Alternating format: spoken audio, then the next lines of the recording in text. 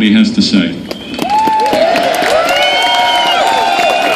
Thank you, Tom, and thanks for having me here. You know, a lot of people won't. It was difficult for me to imagine until a few weeks ago that there were chief executives in this country with less regard for the Constitution and the way that policy is supposed to be adopted than those we have in Washington. But New York has proven once again that it can top Washington in terms of the high-handedness of the people that hold some of its public offices.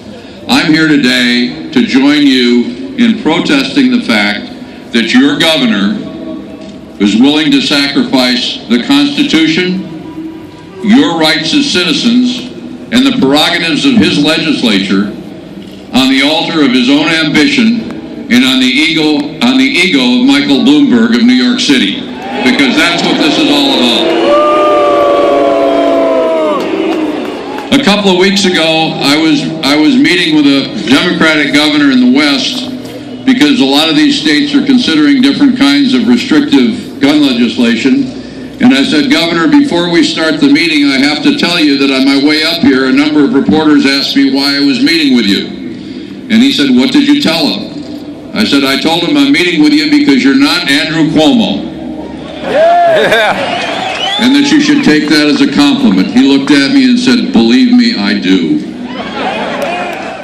There are a lot of people in this country who remember Andrew Cuomo. He's like a bad penny who keeps turning up. Remember the fights of the 1990s. Remember the Dianne Feinstein so-called assault weapons ban. What did that all center around? Among the key players in the Clinton administration who went after our Second Amendment rights in the mid-1990s was HUD Secretary Andrew Cuomo, who during that period profanely called the owners of gun companies around the country, including one whose employees and supporters are wearing t-shirts here today, and threatened to destroy their company if they didn't go along with Bill Clinton's position on firearms ownership in this country. We fought them off in the 90s, we'll fight them off now. We've lost battles before, we'll not lose this war. I'm here today because of you and because of the rights that you have under the Constitution of this country, and because of the courage and the willingness you've shown to stand up for those rights. I'll tell you something, this is a country that was not founded by the politically obsessed. The American people, and one of the reasons for our stability as a country is that Americans came here, founded this country, and lived here not because they wanted to be obsessed with politics, but because they wanted to live free. They wanted to earn a living. They wanted their children to be educated. They wanted to enjoy a free life as free citizens in a free society. But throughout our history, when Americans sense that their rights are threatened, from abroad or domestically, they have always been willing to step up to the plate and fight for those rights against any enemy, foreign or domestic.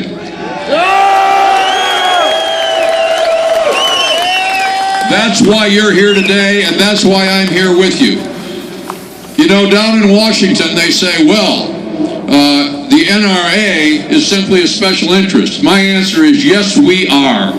We represent the American people. We fight for the Constitution. We fight for the Bill of Rights. We fight for the rights of free people everywhere. And for those of us who believe in those rights, and who, unlike some of our political leaders, have not only read the Constitution, know that the Second Amendment doesn't apply simply to squirrel hunting, and understand the importance of the Second Amendment and the Bill of Rights to the nature of the country we live in, we all have a special interest in our future and the kind of country we're going to pass on to our children and grandchildren. That's why we're here, that's why I'm here, and that's why you're here. You know, our strength does not come from the fact that we're a, quote, special interest, or that we represent one small group of folks in our society. We at the NRA, we did have 4 million members. Pretty soon we'll have 5 million members, thanks to the folks that are joining in this battle. Our strength comes from the fact that the members of the NRA and the broader community of Second Amendment believers in this country is not simply made up of Republicans or conservatives or Democrats or liberals or factory owners. It's made up of all Americans, farmers, union workers, and all of the rest, police officers and veterans. And because of that, and because of the fact that we, as believers in the Second Amendment, are willing to do something most people in this country are not willing to do, which is not just to stand up for our rights, but to support those people who stand with us and work to get rid of those in public office who do not. You know, a few minutes ago, when I was up here, Tom said, well, Dave's going to have to wait a few minutes because we've got a few senators and assembly people who've got to get back to work who need to speak. I was happy to stand aside because here they're allowed to speak. When they get up there with this governor and the leadership that he's imposed upon them, they don't get to speak. They don't get to do what you elected them to do. And we need to change that. We need to change it here and we need to change it elsewhere. So we're with you. We'll help you defeat the politicians that would deprive you of your rights. We'll help you overcome these statutes in court. We'll do whatever is necessary to make certain that the Second Amendment rights that we have had passed down to us are going to be passed down to future generations. I don't want to spend a whole lot of time talking, but I want to close with a little bit of a story. Some years ago in Moscow, there was a dinner honoring General Kalashnikov on the occasion of his 85th birthday. General Kalashnikov, as you'll recall, was the tank driver who in his spare time in World War II invented the AK-47. And he's one of the few heroes that Russia has because they had a 70-year period there where it was hard to find one. So they held a banquet honoring the general, and Mr. Putin got up at the conclusion of the banquet to toast him on the occasion of his 85th birthday.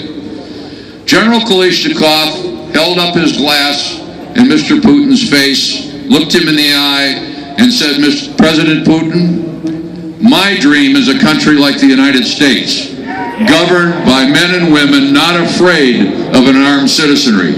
Think about it. We live in that country. We've lived in that country since our founding. In the rest of the world, people can only dream of the freedoms that we've enjoyed, and we, in this generation, will not allow those freedoms to be taken from us. Thank you very much. Whoa. Great speech. Come on, let's hear it for David. He's my boss, I gotta say that. No, I don't really. David is truly one of the good guys, and I'm so glad that he was here to talk to you because we want everybody to see